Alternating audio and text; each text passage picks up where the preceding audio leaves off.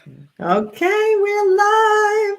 Hello, everyone. Welcome to Weekend Wind Down. I'm Nancy Gansekofer, business coach to interior designers.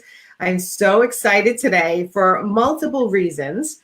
Hi, Melissa. I have been working on the presentations that I'm doing at High Point. So look out for that information. That'll be coming out soon. One of them is how to network like a rock star, because it can be very intimidating going to High Point. So if you're going by yourself, it's very hard. So I'm going to do a little presentation on how to network like a rock star. I've got another presentation in the works on how joining an industry organization can help you grow your business. Hi, Jen. Hi, Melissa. But I'm excited to have Alison with me today. Alison Solara, kitchen and bath designer and kitchen and bath coach. And we're going to talk all about her fairly new coaching business, although she's got a ton of history in teaching this subject. But first, we have to cheers with my new glass that Alison painted for me. Thank you, Alison. My pleasure. Weekend Wind Down. So do you have your wine glass? Yes, I do. Let's cheers. Cheers. Cheers. Click. I'm going to have a sip. I almost forgot I was on. I always do my little intro first. So, Alison, I'm so excited to have you here. We have a long history together. Yeah. IDS Long Island chapter, friends.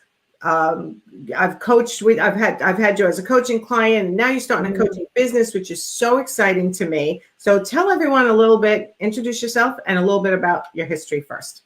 Okay. I'm Alison Solara. I am the owner of Solara Designs, a kitchen and bath design specialist. I had a showroom a few years ago, and then we had a recession and blah, blah, blah, blah. But I've been doing kitchens, primarily kitchens and bathrooms for 30 years. 30 years. I got into it kind of like an accident off of the way the economy was in 1991 and 92 when I graduated from FIT, and I just happened a few years later to end up in kitchens and bathrooms design, and I love it. And I've grown my skill over time, and I have a lot of knowledge because I got a lot of knowledge. How did you just fall into kitchen and baths? There's got to be more to that story. When I graduated from FIT, I had a friend who did custom furniture. He was a woodworker. He liked to do woodworking. Okay. So what I would do is he had some pieces he was designing, and somebody asked him to design something, and I started designing custom pieces of furniture or like valances out of wood, picking the wood, picking the molding, doing doors and hinges. And I was designing it and finding all the resources for it. And then he was building it. So I learned a lot about woodworking and construction like that, because I was actually, had a little wood shop in my garage. So how much wood could a wood chop? I'm sure you could chuck a lot of wood. But you're an artist too. So I've seen your drawings, your hand renderings. I mean, this is in your blood, this artistic side. It's totally comes from my father and my mother. My mother has her master's in art education from NYU. And then my father attended Cooper Union for a little bit, but then he found it boring, so he became a fireman instead, New York City fireman. Okay. So, but my mother was a teacher, and my grandmother would paint and do crafty things. The other day I was wearing a pair of earrings my grandmother made. I have a bracelet she made. She took like crafty things. So I just it was like part of what I grew up, and my father was so talented, my mother's so talented, and we would do in all those crafty things. My mother would get all we made Christmas ornaments. We dipped the flowers with the hanger and the dip, and you made those flowers. We would all the time, and I drew. Always had a pen, a pencil, and a pad. It's just what I did. And in kindergarten, the kids would get mad when I went to go do the painting because I was good, and I was just doing it. So it's funny because, all right, so my mother's an artist and my father builds big model ships. I don't have an artistic bone in my body. It's so funny. I have sisters who one's a writer, one's loves to paint, but just as a hobby. But I never got any of that artistic ability. So I'm always impressed. You know, I was an art consultant. I love art. I appreciate art, but I can't draw a stick figure. As a matter of fact, one time, one of my clients looked at one of my abstract artists, which was one of my top selling artists. She's fabulous. And she looked, this client said, oh, my 10-year-old could do that. And I was like, really? Because I tried. wow. And I could not do that. I really, when people don't realize what goes into even abstract art, it drives me crazy. So, Yeah, some people have a hard time understanding abstract art, but I'll tell you, I can draw and in fact, I need pen and paper always to draw things. My husband, he asked me for the recipe and I draw a frying pan, a tomato, I have to draw it out. do you really? I swear, that's how he knows it's my recipe, because it's like, you know, here's the frying pan, add that, like an arrow. It's like a diagram. Oh my God, that's the book that's coming out soon, Alison's cookbook, and it's going to be all by pictures. Oh, yeah, this a little bit of this much in your hand. How much is it? I don't know. All right. Before we get into business stuff, I will tell you my sister-in-law, my ex-sister-in-law is Irish, and she called me one time and said, "How do you make meatballs?" Because I'm all Italian, and I said, "Okay, 3 pounds of meat and throw in some breadcrumbs and a couple of eggs, depending on how many pounds of meat." Right. Then you run it under the faucet to get a little water. She's like, "Well, how much?" I'm like, "I don't know." Then you feel it and you see if it's right. She's like, "Seriously?" And I'm like, "That's how I make meatballs. That's how my mother taught me." I never use a recipe or rarely use a recipe. So. I don't like to use recipes, and my husband's a big recipe. He's got the recipe, and when he tells me to write them down, I got to think about what the heck I just made, because I never make. When I'm cooking, I get very creative. I don't like to cook all the time, every day, but whatever. Yeah, no, you're creative all the way through. All right, so tell us. I just wanted to say something, one more thing about the drawing. When my daughter was little, I would take her brown paper bag, because that's what we had back in the day. Being a single mother, we had brown paper bags. And I would take a Sharpie marker and I would just draw on it like a ballerina. And it was a cute little, like I go do. In 2 minutes, I'll say, oh, what do I want to draw? Oh, a bunny. I draw a bunny. So one time I was so mad at her, I didn't know how to punish her. I was like, how do I punish her where it's not going to affect me? Because when you punish them, like, you're usually being punished as well, because you have to deal with them. So I didn't draw on her bag. I put her little bag plain with nothing on it. I think this was 3rd grade. The teacher said she wondered why Nicole came up to her with the bag crying, saying, "Please draw something on that." Oh, that's so funny. That was her punishment. I have to acknowledge Jennifer's comment here, because I've said this story before, but I'll make it really quick. When I first started doing video, I was very self-conscious about my Long Island accent. And I thought, oh, I sound like such a New Yorker, such a Long Islander. And then when I realized I was with Alison one night, I'm like, okay, your accent's even stronger than mine. I'm good. Together, I think we get even stronger somehow. Like, we get really Long Island, New York. I don't know. I know. And if they go, they're like, "Where are you from?" I said, "Where do you think I'm from?" And they're like, "I don't know." I'm like, "Really? You don't know?" The minute I open my mouth, you don't know if I'm from New York, at least. Yeah, no, I was at that big conference 2 weeks ago, and everyone knew I was from New York. They're like, "Let me guess, you're from Alabama." They would make jokes. So anyway, here's to our accents. Here's to Long Island accents and wine, friends. It's like National Women's Day or something. Yes. I'm even more glad I'm on the show. Woo! Nancy rocks, and I'm like, isn't every day a Women's Day? I don't know. I'm not big on those holidays, but anyway. So, kitchen and baths. Yes, you have 30 years. 30 years designing kitchen and baths. You had your showroom for how long? 5 years. 5 years. Okay. And then you shut it down, but you've been doing kitchen and bath design for so long that I remember when we were talking Mhm. and we were kind of digging into your knowledge.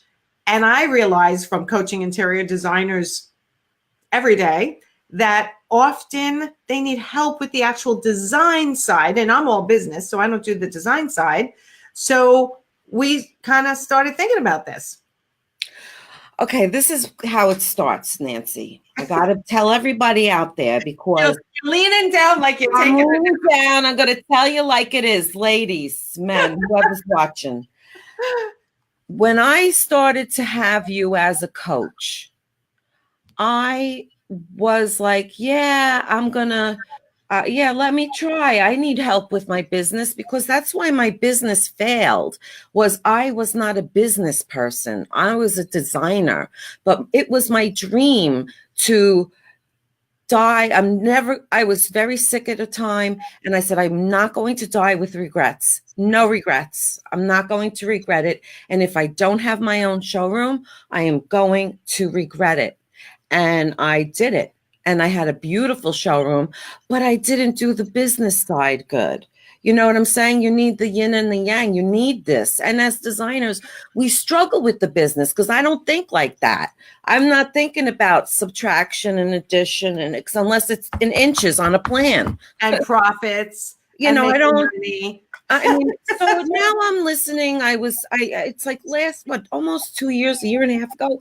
And I was talking they were, podcast. What's a podcast? Love podcast. Luann Nigara, well-designed business. Really? What's that? All right, I'll give it a try. Then I'm like getting involved in you with the coaching. And I go, you put these questions.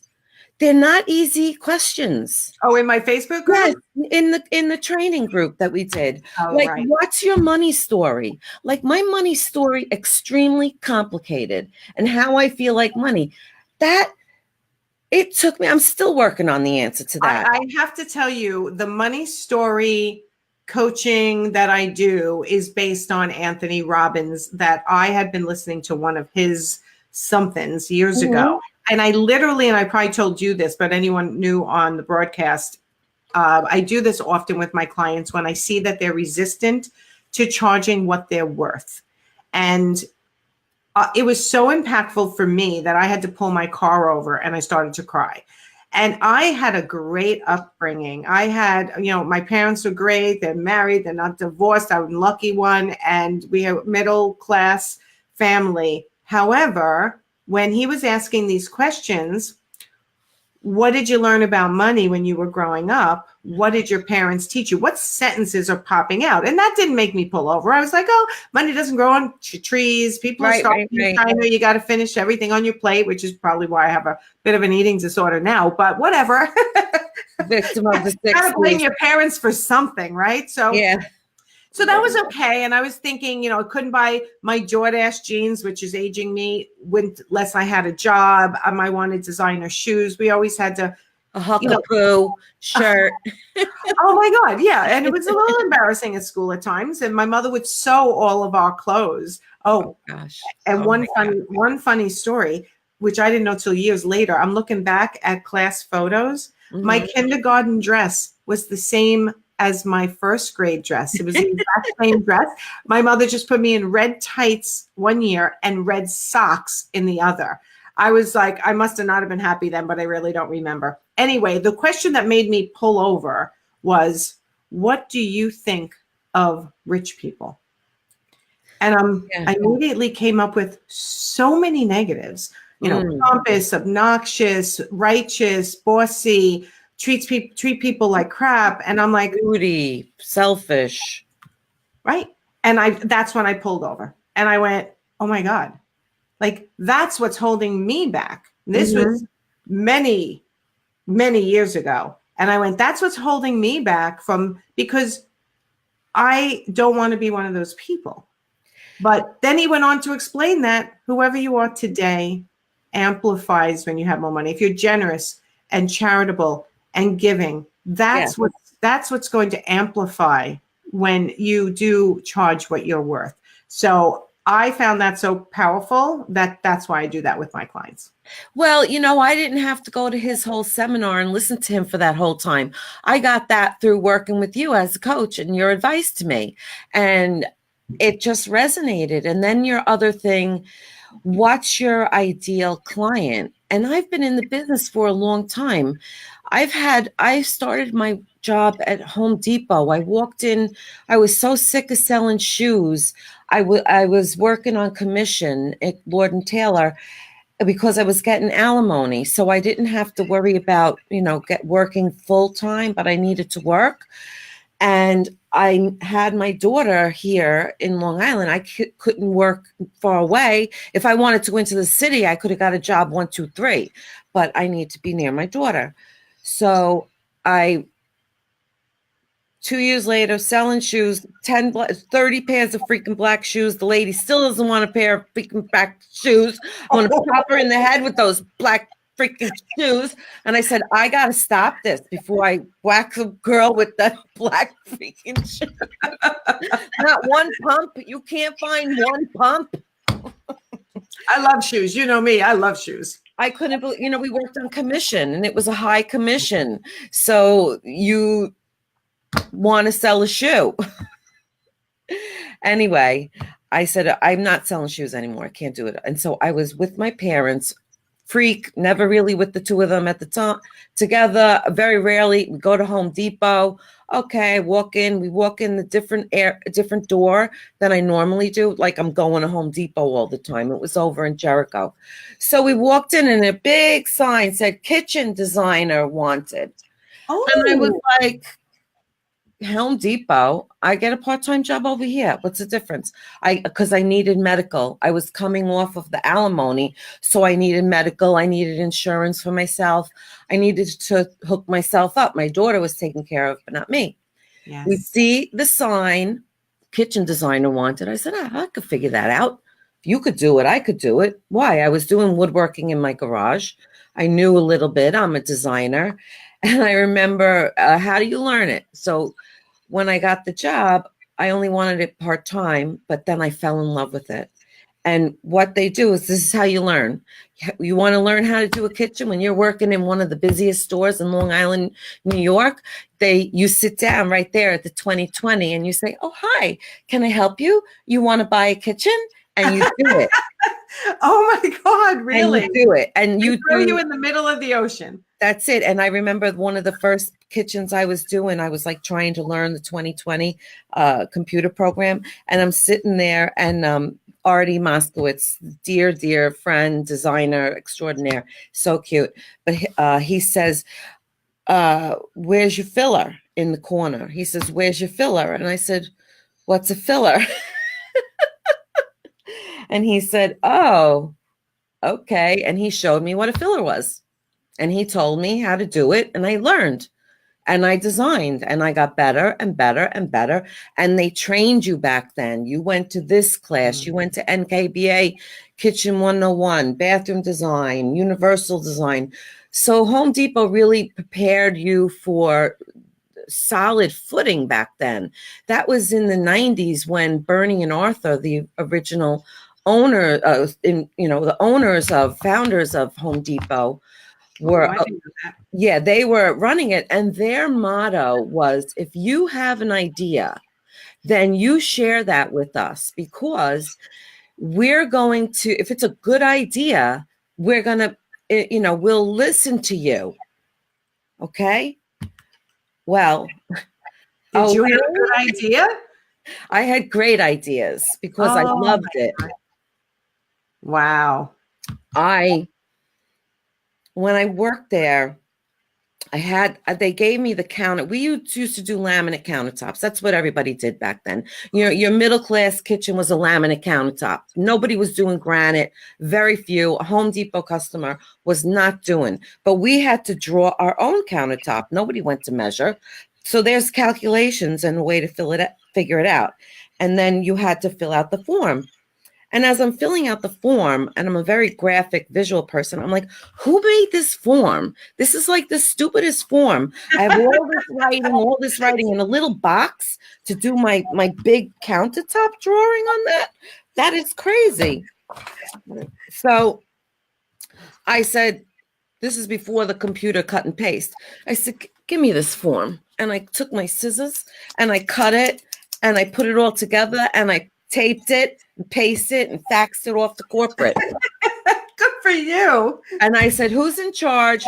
Mark Healy. Oh, Mark, I knew him on the phone. Allison's calling.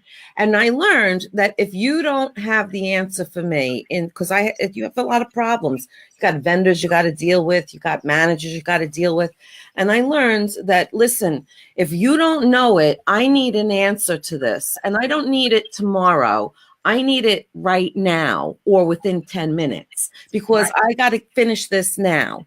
So I would go, if you don't know it, I'll go over your head and your head. Who's your boss? Who's your manager? I had no problem doing that. I was, tough. You got a set of cojones there. I got a set of cojones. So blondes and blue eyes, you'd never know it. Although your voice kind of gives it away. That's it. Start talking and I'll tell you. But that's what makes you stand out. Sometimes you had to be the idea person and the squeaky wheel to be able to continue to get what you needed to do your job well. I developed a whole expediting system when Alison, the expediter, quit. She cried, she left. And I'm like, can you be the expediter? So I had to come up with my own filing system that made sense. You're talking about, they were doing $100,000 a week in $5,000 kitchens. Okay, so I was expediting all of those. So that's a huge learning lesson right there. I had to figure out, how does this going to make sense to me to file? I'm not a secretary. I don't know how to file paperwork. And doing kitchens, acknowledging and submitting, acknowledging, revising, submitting, acknowledging, signing off, faxing back is very tedious. So you really learned under fire, but that's the best way to learn. They take kids and they throw them into other countries to learn the language, right? This is the same thing that you did. It's immersion. It's immersion into the world of kitchen and baths. And I happen to be a very strong personality. I've had to overcome many things. And instead of falling, I pick myself up, brush myself off, and learn. And I get stronger and stronger and stronger. And I'm intelligent and I can figure things out. So then after I was the expediter at Home Depot, I got really sick. I was not like debilitated, but it was pretty serious with I had parotid, I had the lung, I had radiation. So I was out of work for 6 months. And prior to that, I went through a very difficult divorce. A husband who had a lot of money in cash, where for me to take care of my daughter financially was, I had to do things. I had to crawl on the floor in his room and take out the cash while he was drunk on the bed and crawl out. Oh my God. Yeah. So anyway, I got sick. And when that happened, the first time because I went to Sloan Kettering and the doctor's sitting there and he's going like this, oh, do you have children? Are you married? Are you divorced? Blah, blah, blah, blah. And I'm thinking, yeah, no, I'm divorced. Oh, I have my daughter. Yes. I'm single, blah, blah, blah, blah. And he says to me, well, the reason I'm telling you this is because there's a very high possibility that you're going to end up with facial paralysis. Oh my God. So, and it's like, wait, what did you just say? And everything, after we talked about that, like everything physically looked different, like 3-dimensional. And it blew my mind, literally. So anyway, I realized that what's important is to feel. How does it make you feel? Like I tell my clients, okay, you can't tell between black, you don't want dark cherry or white. Okay, now don't think about it and close your eyes a second. And I'm going to say cherry or white and tell me the first thing that comes into your mind. And I don't give me the second, because that second one's going to come in to fool you. I said, you got to tell me if white came into your mind first or cherry came into your mind first, because that's what you really want. Because you feel it. So Yes. I learned through lessons and some deep lessons that I feel my design. Like I had an architect go, and I hope you do more than just feel it. I'm like, of course I do, you idiot. But first it has to feel right. It just has to feel right on paper. And, you know what? I love that about you, though, because you follow your instinct and that guttural feeling that, I've learned to listen. It'll lead you the right way, but it took you a long time to learn that, probably, like all of us. Yes, it was a very difficult lesson. And to feel that inside, it's almost, once you can gain that, it's almost, I can't shut it off. Like if the energy in the room, blah, blah, blah. So anyway, I was going into Home Depot to see my friends. I was out of work for 3 months. No, 3 months. I was going to come back. And hold on. Sorry. So I'm sitting there with the other designers because I didn't want to be in the kitchen department anymore. I wanted to be in the interior design department with these other girls, because you had like a little hut and your own little thing, and we could do this and that. It's all about the hut. I know. And I had redesigned, I worked for 2 years on the Jericho store. I redesigned their floor plan. I worked with corporate.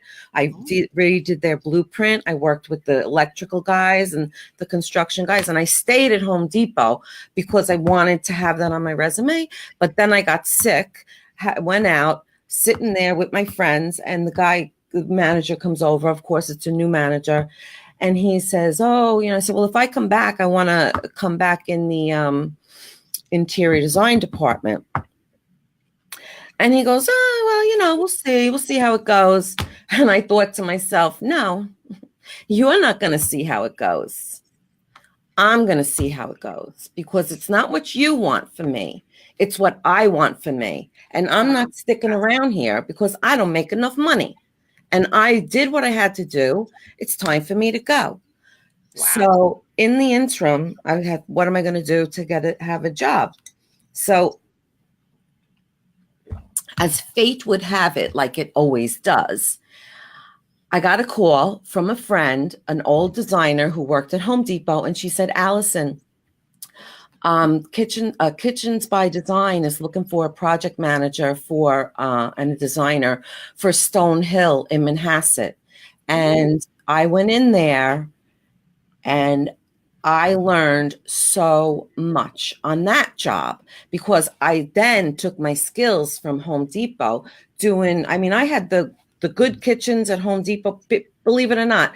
Locust Valley, I did work in Park Avenue in kitchen through Home Depot. So, we're not in New York. These are really nice areas. Okay. So really beautiful. I was the designer on those. So I took my knowledge from Home Depot and designing and all the custom cabinetry and education, and I started designing and project managing multi-million-dollar homes. So I started, I think there's 82 homes. I did like 45. So the owner did the first section, and I ran the whole back section. And I did the kitchens and the bathrooms. So what a learning experience. And then that came along at there was nothing better than going into Home Depot going, you're just in time to come back to work. I'm like, no, I'm resigning. I'm quitting. It's funny because as you're talking, I'm thinking about one of the lessons I try to teach my kids is, you can't plan out your life completely, because that's what I did. I was like, I'm going to be married by this date, and I planned out my whole life. And really, when you just wait for the opportunities to appear, like you could right now, everyone who's running their own business, you can say, this is exactly what I'm going to do. And a lot of coaches, general business coaches, will say, where are you going to be in 3 years? Which I say, do you realize you're going to revise this every 6 months? Because as you're going through your journey, opportunities are going to come up that you never thought of, never knew existed. And you're going to think, maybe I should go in that direction. That's how I've operated my entire life. A Like, big look for sign. opportunities. And there was a big sign. I never That's did unbelievable. kitchens and bathrooms, and I got there and I was like, oh my God, I love this. And I do. I just love it. And I used to feel guilty about just being, because I have a degree in interior design from FIT. After I got divorced, I went through to put myself through school. So anyway, FIT, what was I saying? Just all the time. You feel bad sometimes, you said. Oh, that I'm not interior designer, that I'm kitchen and bath design, right? So you go like, I'm an interior designer, but I But specialize. that's the most profitable part. So here I am all these years, and I worked for Home Depot. Then I went to Kitchens by Design. Then I worked for Home Depot Expo, and I was one of their top salespeople. I mean, again, you learn so much from the corporate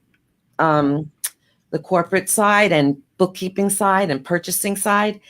So then after that, I had it again, like the shoes. I had said, if I have to go figure out one more molding piece at this place, I'm going to kill myself. So at that point, I knew I needed to quit. So I quit, and I started my own. I had my 401k.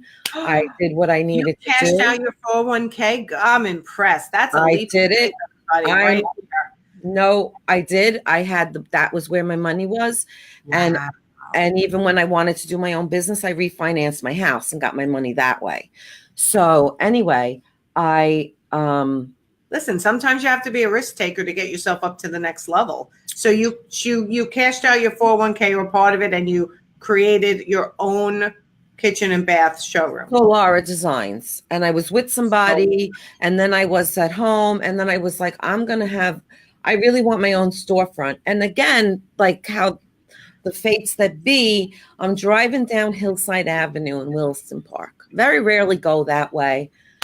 I'm driving, I'm stuck in traffic, and I turn to my head and I see this beautiful little tiny freestanding building for rent. And I was like, there's the sign. There's a sign. That's it. Like, you got to go check it out. I went in, the rent was good. I loved it. But, the economy went down, and I had, being not a good business person, and I had some unscrupulous clients who stole drawings from me and sued me. And, okay, so let's go back. Hard. That's unbelievable, because one of my favorite sayings is, you are a businesswoman first or a businessman first, and then you are a designer second. So you're a business person first, you're a designer second. Because if you don't learn how to be a business person first, you're going to have more failures than you need to have. Not that even if you're a business person first, you don't have failures. I've had my share for sure. But the journey is a little less bumpy sometimes if you're focusing on the business side, and your skill enhances that.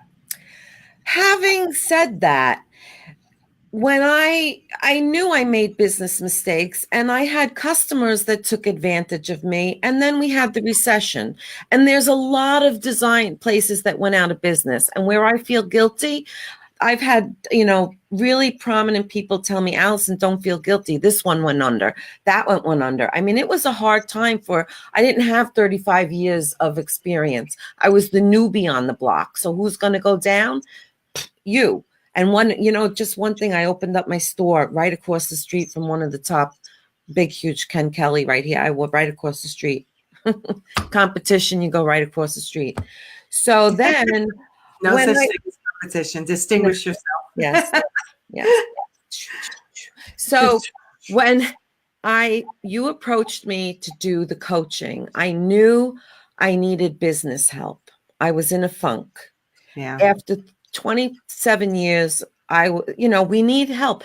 Now, all these things that are available on the internet with this podcasts and you in the podcast. Yeah, and then these coaches, I'm like, these coaches, if this was around when I had my company, I might not have gone under.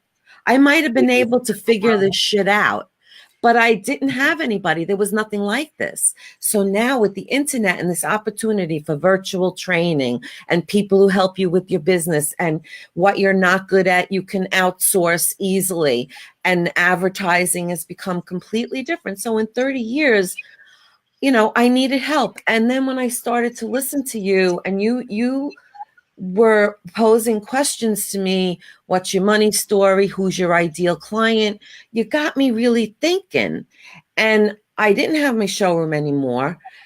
And I was really working on those questions and working on all the stuff you gave me to do. And I said, let me step back from everything, all these things in my head.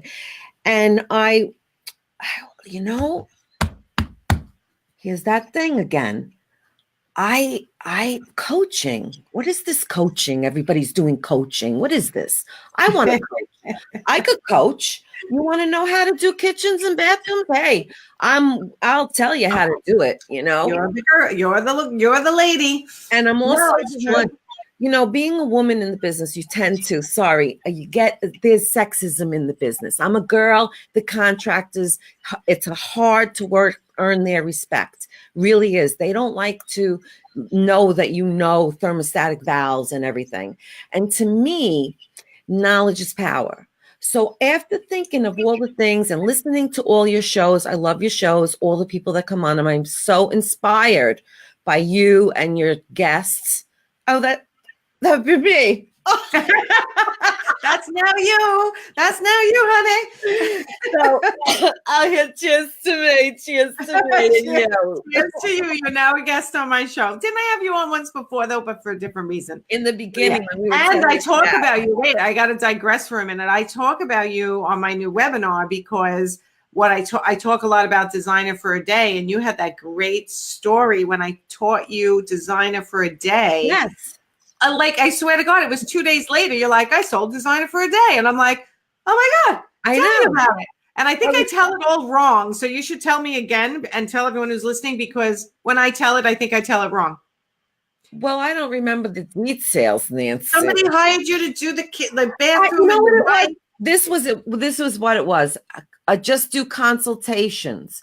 I was always doing free consultations to go to your house, blah, blah, blah, because everybody did it. And you're like, then they won't pick your brain. And they're like, oh, what do you think you should do here? What do you think you should do here? And I'm like, I could think of a lot of things, but I'm not telling you because that costs money. But you can't say that. You just go, well, if you really want to know, you can sign I take a $500 retainer.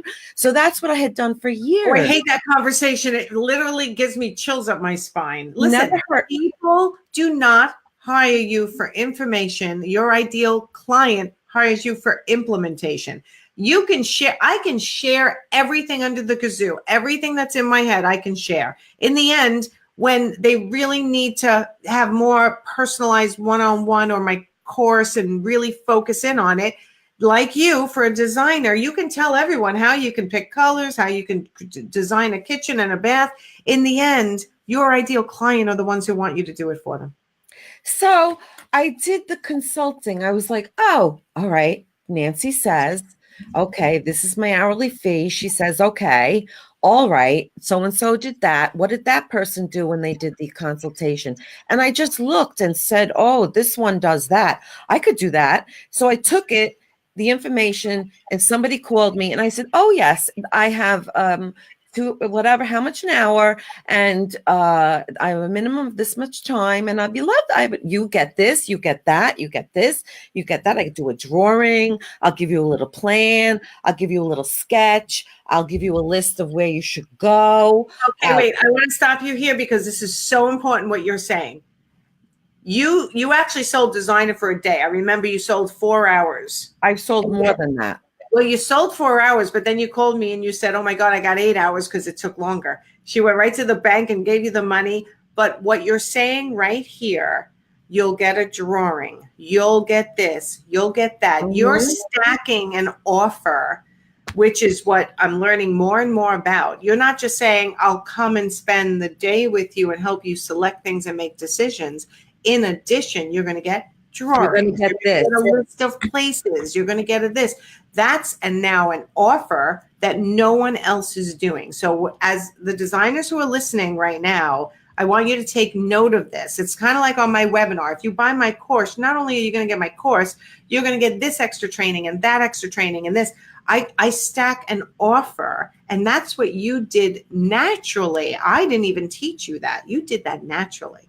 Because I was listening to the people who were saying, "Oh, I did this." I think it was Betsy Lynn, and we had a little conversation in your Oh group. yeah, Betsy. Yeah. Mhm. And we were talking about, she says, "Oh, I give them a drawing and da da da." And I'm like, "A drawing? I could do that in 2 seconds. I draw all the time." And now I've had people go, "Oh, can I have your drawing?" Oh, and I'd be like, "Yeah, here's my drawing at Home Depot," because I was getting paid. But now I do a whole perspective freehand to scale. So.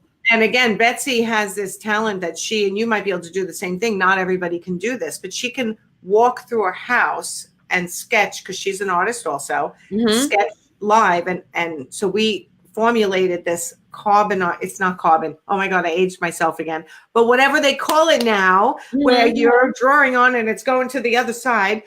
So she draws and she actually leaves them with a copy. So I really listen for what makes each of my clients different. And then that is what makes you different from the designer who lives down the block.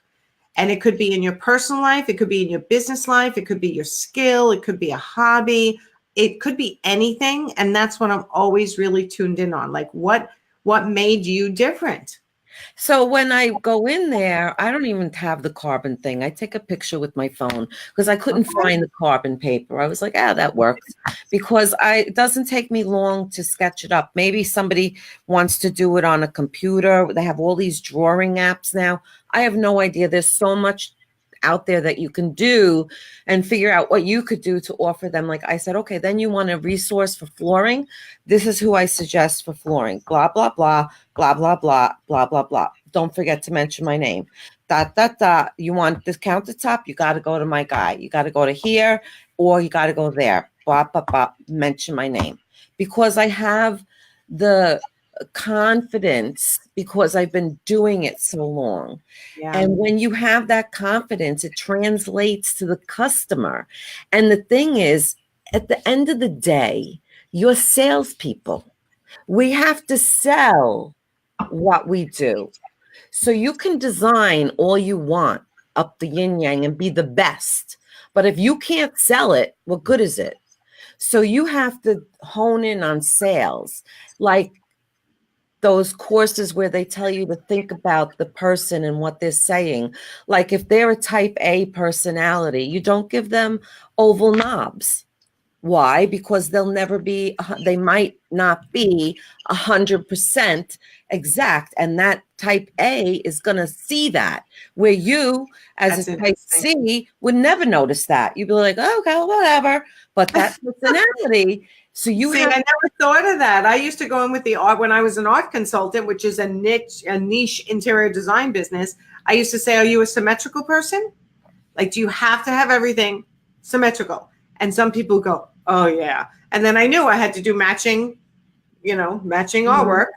I couldn't say what single over here and a double over here. Like I couldn't get creative if they were symmetrical. I never tied it to the personality test. Well, you know what I did? I created a questionnaire. How does which one describes you? A place for everything in its place and a place for everything. One, I like some things on the counter, but clean and neat and not too much clutter. The other one, that's me. Then it's they had to pick which one sounded like them.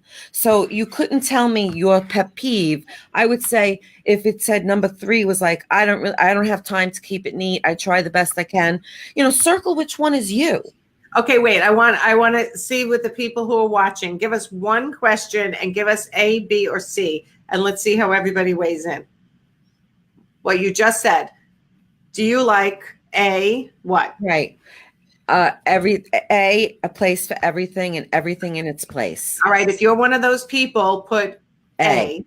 Okay. B is, it doesn't have to be, I don't mind things on the counter, but I prefer it to be neat. Okay, that's me. I'm a B. I can't comment because I'm here. Okay. Mhm. And what was C? I want people to weigh in who are watching. Are you an A or B? And what's C? C would be like, I'm a complete slob. that would be D. That would Oh, be D. The okay. D, That would be C would be, it's hard for me to keep everything clean, but it doesn't freak me out when stuff is on the counter.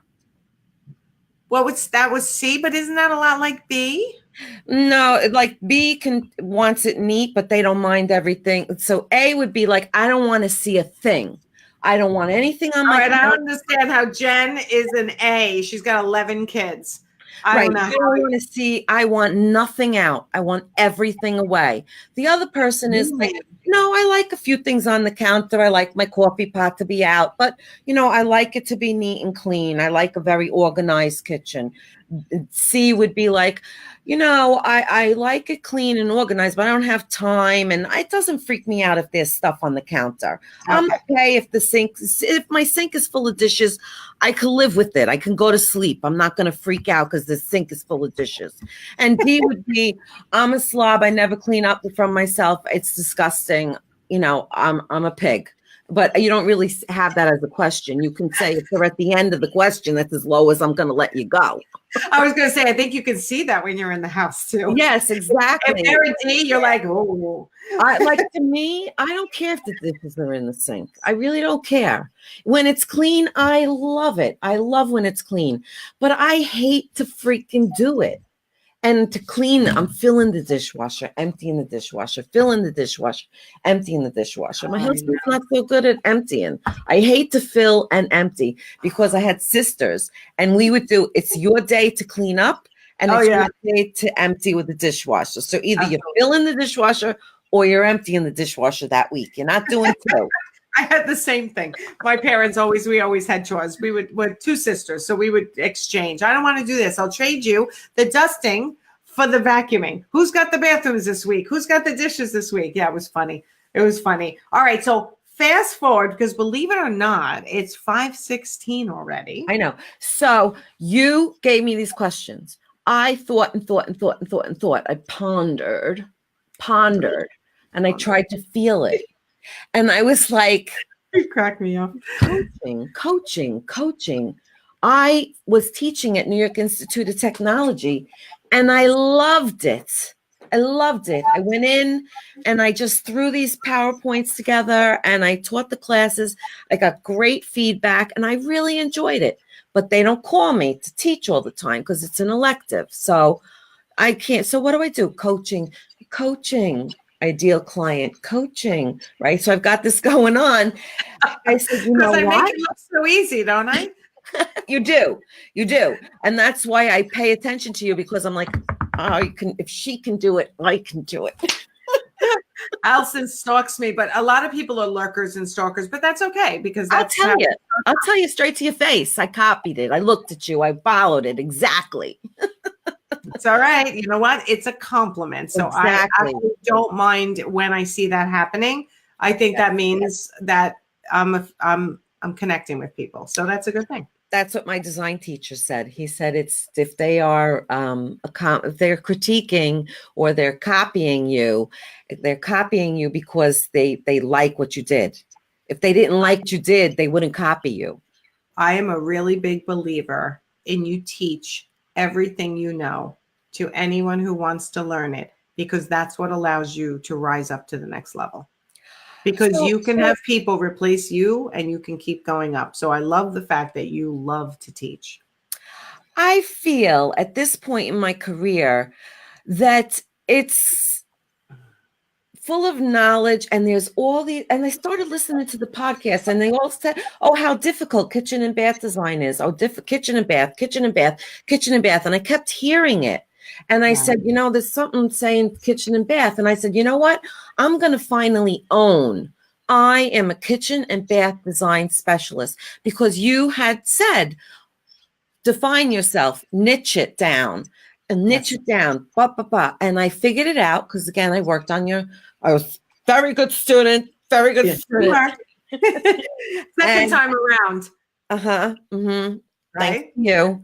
And I niched it down. And then I was like, what do I really want to do? Who's my ideal client? Who the frig? I want to teach to be the other younger designers. Luann Nagara is always saying the baby designers. I'm like, there's a lot of baby designers out there, new designers, second career designers. Yes. And at this point, I mean, I love designing. That's just, it's who you are. It's not a thing. Yes. It's not an option. Well, So, here's the difference too. Once you identify what you really love to do, yeah. and I'm not going to say it's not work, because I remember I coached with a coach that says I only work 2 days a week, and I'm like, no, you don't. You're there live every day. But she meant that she loved it so much that it wasn't work. And I'm not going to go that far. It's work, but I love what I do. I sleep a lot less. I don't mind working so hard because I'm affecting other people. I'm helping them make more money, and that's my focus. And I notice a big difference in you, that now that you're in the right space, that you feel that passion, you're working so hard and you're not angry about it. Like when you're working at Home Depot, you know what I mean? Like it's a big shift when you finally land in the proper spot. And when I did my first consultation for my fee, and I gave them their product, gave them their stuff, I felt so much better going in and doing a consultation. And I would be happy to say anything they wanted me to say. You know why? I was getting paid. You want to know that? I'll tell you. Just pay I'm me. on a mission. Anyone who's still doing unpaid initial consults, it really, and I still have some people, none of them are my clients yet, but when they say, yeah, but I just do the meet and greet. I just find out if I like them and they like me. And I'm like, no, you drove there, you got dressed up, you drove there, you spent time there, and they didn't really get to know you and your ideas and your vision. And you didn't really get to know them because you didn't see their reaction to what you suggested. And that is the game changer. You have to also follow up with that. You can't go and just be like, oh, hi, blah, blah, blah. There's a lot of follow-up involved with that.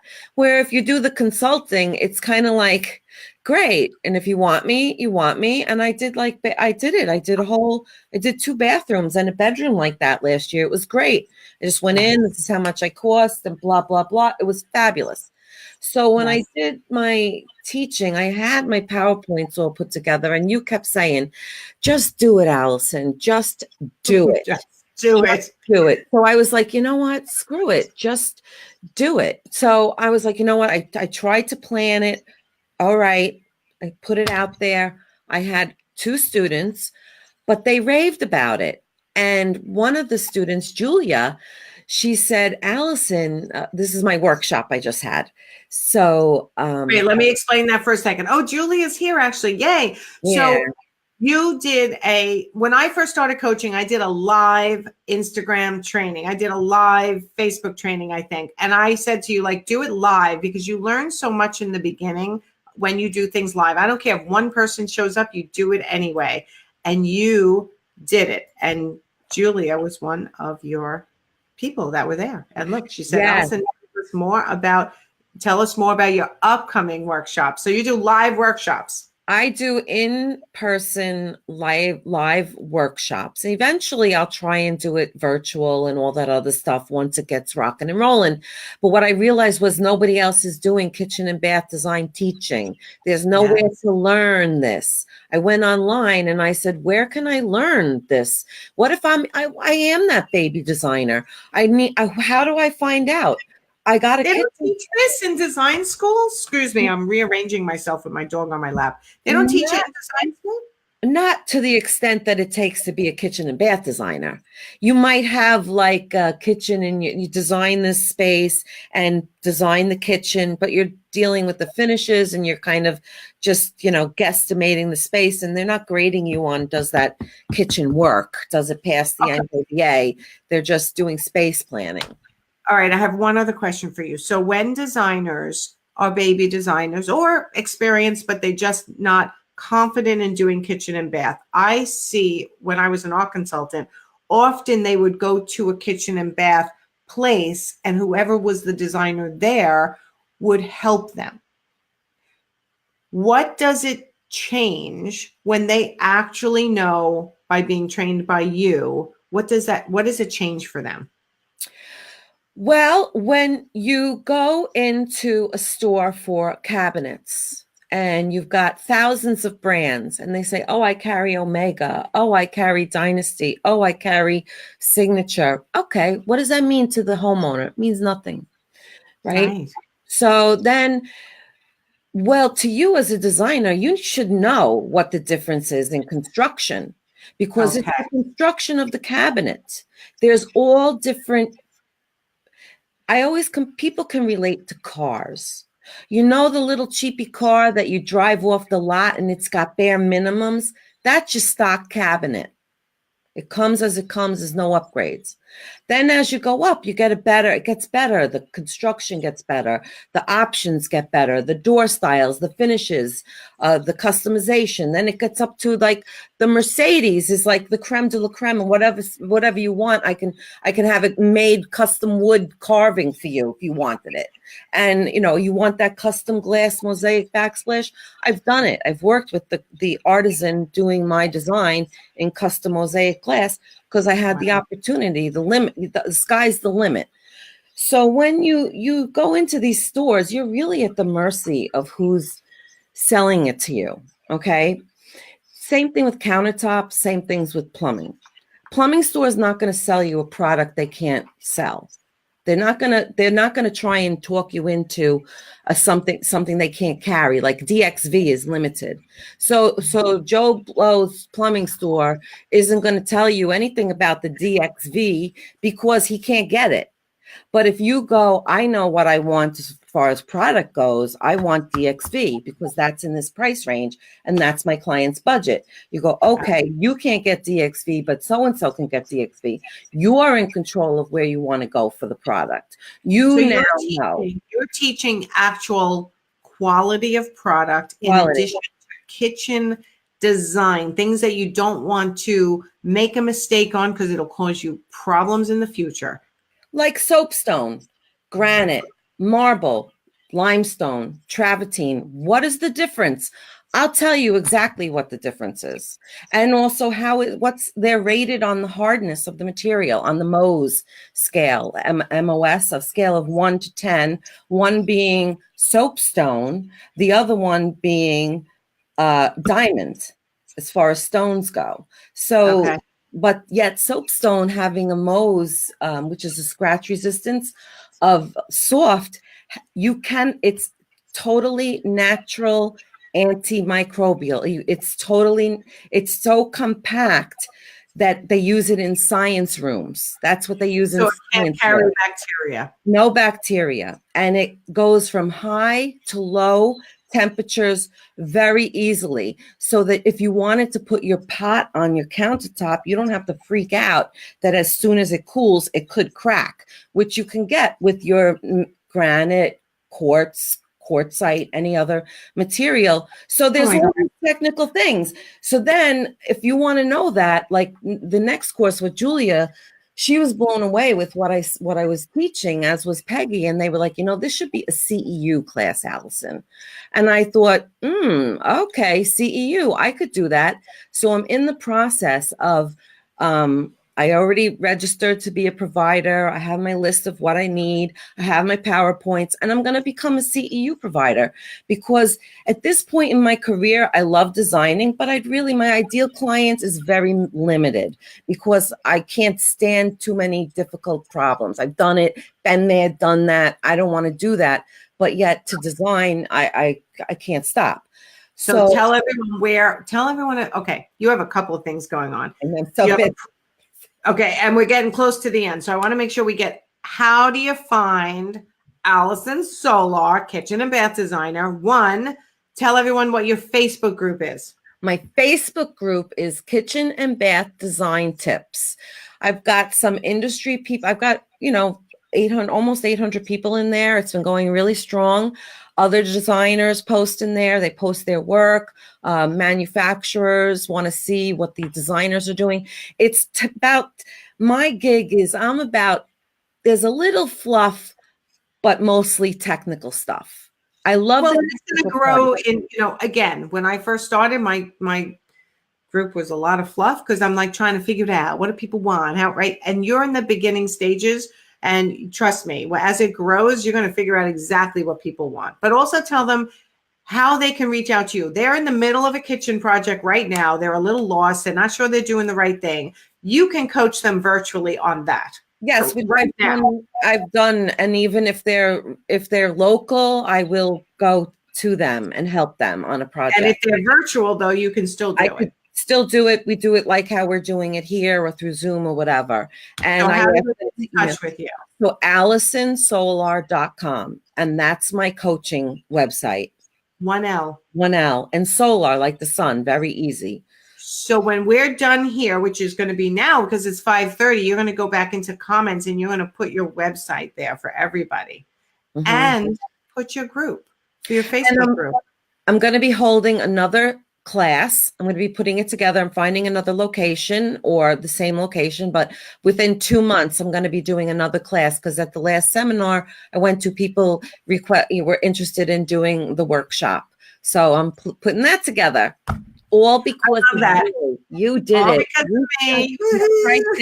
You strike the fire. The fire. You did it. You know what? I have such a fire in my gut. I'm glad I'm striking a fire in a lot of other people because that is literally my goal. And just one final story. My mother always told me I talk too much. And now just the other day, literally 4 days ago, she said, I can't believe that you're so successful because you just talk so much when you were younger. And I'm like, thanks, Mom. I talk for a living now. The thing you always told me to stop doing. So just a funny ending story. And on that note, my mother used to say, if Alison wasn't talking, she must be sick. Oh, that's hysterical. Oh, my God. All right. We're cut from the same mold. So one final cheers, Alison. Thank you so much for my glass, for painting this for me, Weekend Wind Down. You guys are going to see this every week. Cheers, Alison. Cheers to Weekend Wind Down. Thank you, everyone, for being a part of Weekend Wind Down. I am Nancy Gensicofer, business coach to interior designers. And Alison, tell them who you are. Alison Solar, kitchen and bath design coach for interior designers. Love it. So everyone have a great weekend. I will see you next week. I'll be here again next week. And have a great weekend. Hopefully it warms up here in New York. Let's hope. Okay. Bye, everyone. Bye.